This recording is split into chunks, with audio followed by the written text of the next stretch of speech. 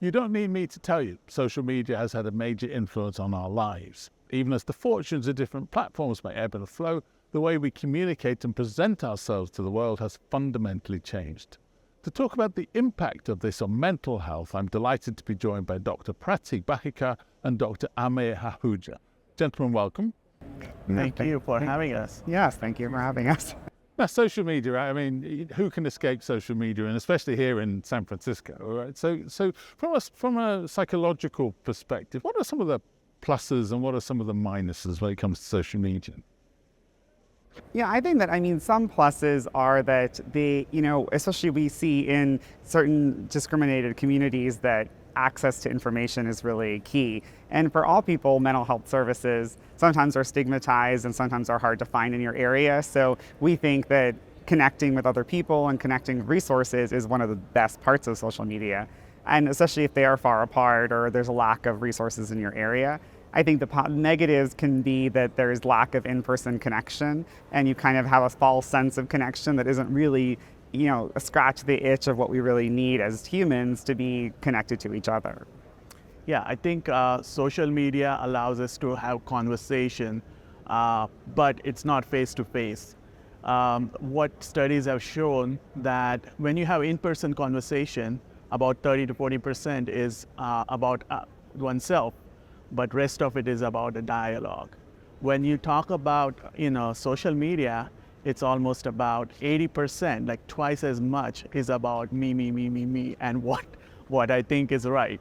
So it kind of deprives us from having an opportunity to have a conversation, dialogue, and be open to other sorts of point of view. And you obviously think that is psychologically how it impacts us. Like we are not agreeing to other point, it's like, oh, I don't want to talk to this person, and then you become isolated. Once you become isolated, it's more depression sets in, lack of self-esteem, anxiety, right? But there are pluses, like Dr. Ahuja said too.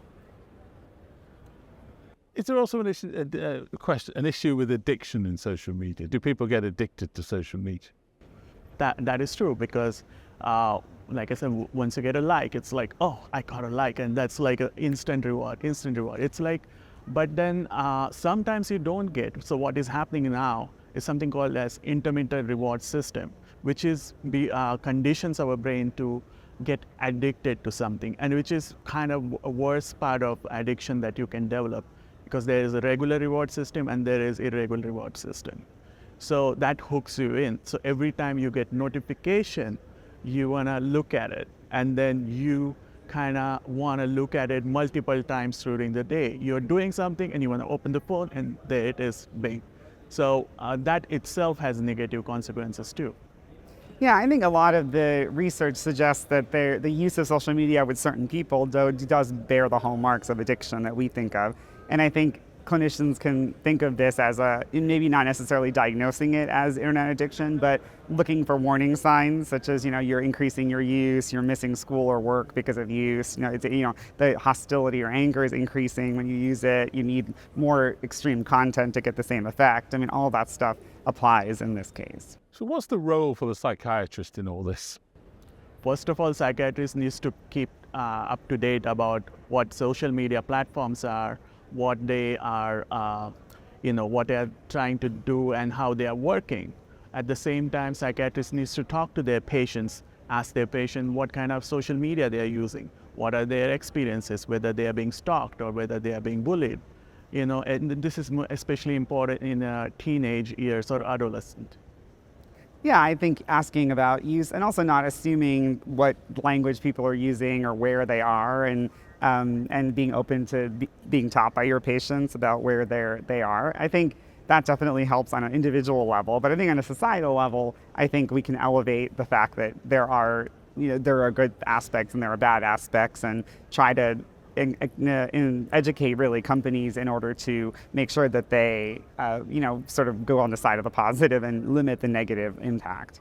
It's a really interesting point that you make on a societal level, and in a way, social media appears to people like it's a juggernaut. This is a huge operation heading in kind of one direction. What do we need to do as a society then to try and mitigate the more negative effects of social media? I mean, well, I think that, as social media is becoming more of the public square that, we've had in other eras in a different, not online, I think we have to be able to moderate it and, be able to have boundaries and sort of, when we need to be able to monitor more of what people are saying. So I think that could be some restrictions that are reasonable. Obviously, you also have to balance free speech and censorship, but I think that could be something. Society needs to be vigilant about what's happening and demand, social media company to be more responsible. They have already set up a rule, but they need to do a better job at enforcing them. Well, thank you very much indeed for joining us. We really appreciate it. It's a fascinating subject, so thank you. Thank you. Thank you. Thank you.